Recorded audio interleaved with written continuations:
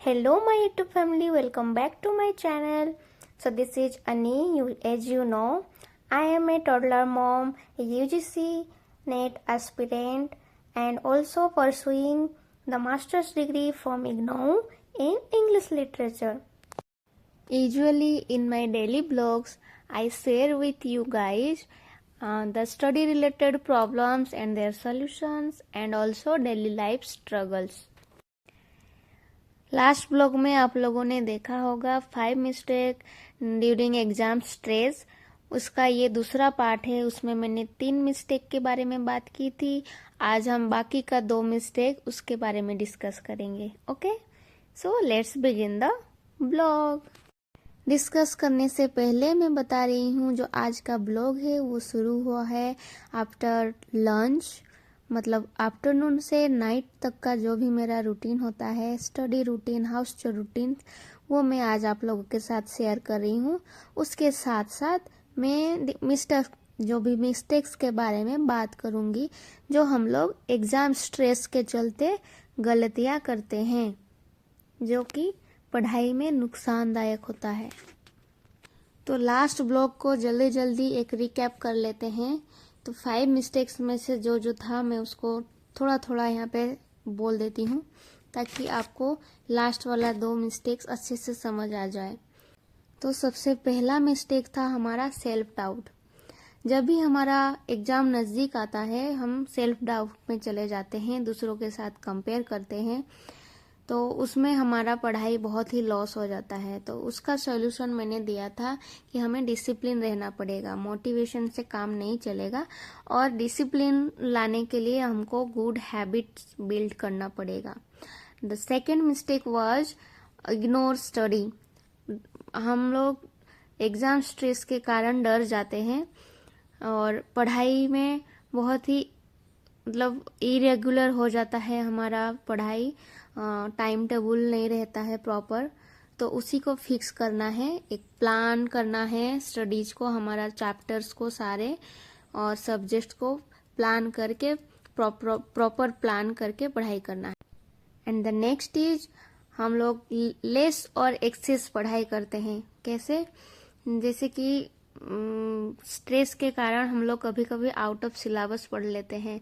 Syllabus में है 2 chapter और हम उसी सब्जेक्ट का 3 चैप्टर पढ़ लेंगे, या फिर जो भी उसका एक्सेस होगा वो सारे पढ़ लेते हैं। सोचते हैं शायद ये भी आ जाएगा, ये भी आ जाएगा, हमें पता ही नहीं चलता है हम इतना पढ़ रहे हैं, उसमें टाइम वेस्ट हो जाता है। ज़्यादा पढ़ना बुरा नहीं है, लेकिन हमारा टाइम अभी लिमिट है तो उसको देख के चलना पड़ेगा। और कभी कभी प्रेडिक्ट करते हैं कि ये आएगा और बस उसी को पढ़ते हैं और बाकी छोड़ देते हैं बाकी टॉपिक्स को। तो ये भी गलत है। इसके लिए मैंने बताया था कि हमें स्मार्ट वर्क करना है, PYQs को एनालिसिस करना है। एनालिसिस करके हम जो भी एनालिसिस से निकलेगा आउटपुट, उसके हिसाब से हम पढ़ाई करेंगे और सिलेबस को थॉरली देखेंगे कि उसमें क्या क्या है क्या नहीं है। वो सिलेबस को पहले समझेंगे, उसके बाद पढ़ाई करेंगे। नाउ द फोर्थ वन, पढ़ाई के प्रॉब्लम्स को तो हर एंगल से सॉल्व कर लेते हैं हर कोई, लेकिन इसके ऊपर किसी का ध्यान नहीं जाता है।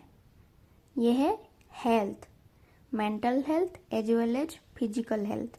दोनों ही बहुत इम्पोर्टेंट होता है एक स्टूडेंट के लाइफ में, चाहे वो किसी भी तरह के स्टूडेंट हो, कॉम्पिटिटिव के लिए हो या फिर एकेडमिक के लिए हो। सो पढ़ाई के साथ साथ हमें हमारे हेल्थ के लिए भी टाइम निकालना है। सो फिजिकल हेल्थ के लिए हम योगा एक्सरसाइज कर सकते हैं, वॉकिंग कर सकते हैं, रनिंग कर सकते हैं। एंड मेंटल हेल्थ के लिए हम मेडिटेशन कर सकते हैं, नाम जाप कर सकते हैं। बहुत अच्छा आइडिया है नाम जाप करना, या फिर नेचर में टहल सकते हैं, ये भी एक मेडिटेशन जैसा ही है। तो दोनों को हमें बैलेंस करके चलना है, स्टडी एंड हेल्थ।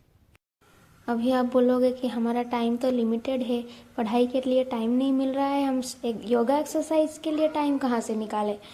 आप सब कुछ कर सकती हो। जब आप किचन में काम करते करते लेक्चर सुन लेती हो, मतलब लेक्चर सुनते सुनते आप काम कर लेती हो, तो ये सब भी करते करते आप पढ़ाई भी कर लोगी। कैसे? आप बुक लेके पढ़ते पढ़ते आप वॉकिंग कर लो, आप कोई भी लेक्चर सुनते सुनते ईयरफोन लगा के रनिंग कर लो, आप कोई भी स्टडी रिलेटेड पॉडकास्ट सुनते सुनते पार्क में टहल लो। आपका मन होगा तो आप ज़रूर कर सकते हो। और एक बहुत ही ज़्यादा इम्पोर्टेंट चीज़ है जो कि है हेल्दी डाइट। ये भी हम लोग भूल जाते हैं कि ये भी एक हिस्सा है हमारे अच्छे मार्क्स लाने के लिए। Yes, healthy diet. हम जैसे खाना खाएंगे हमारा दिमाग वैसे ही चलेगा। तो हमारा दिमाग को अच्छा चलाने के लिए अच्छा अच्छा खाना पड़ेगा। अच्छा अच्छा in the means healthy food, not package food. बाहर का खाना वो भी अच्छा होता है लेकिन वो नहीं, घर का खाना, घर पे बना हुआ खाना जो कि शरीर के लिए अच्छा होता है, नेचर्स का फूड।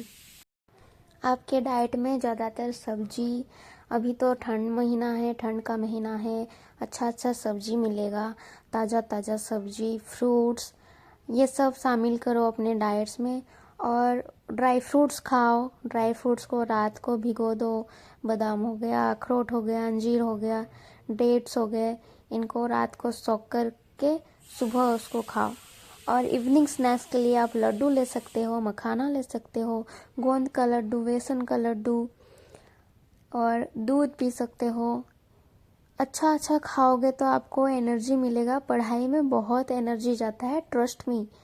हम लोग फिजिकल एक्टिविटी में जितना एनर्जी लॉस करते हैं उससे कई ज़्यादा एनर्जी हमारा पढ़ाई में जाता है। हमारा ब्रेन से हम पढ़ाई करते हैं तो उसमें भी एनर्जी लगता है। और एक चीज़ है नींद पूरी करना। अक्सर बच्चे सोचते हैं आज पूरी रात पढ़ेंगे, नींद सोना नहीं है। कितने दिन ऐसे रहोगे भाई? 3 दिन 4 दिन, जितना दिन तक तुम्हारा बॉडी रह पाएगा, कितना दिन तक, ज़्यादा से ज़्यादा, फिर बीमार पड़ जाओगे।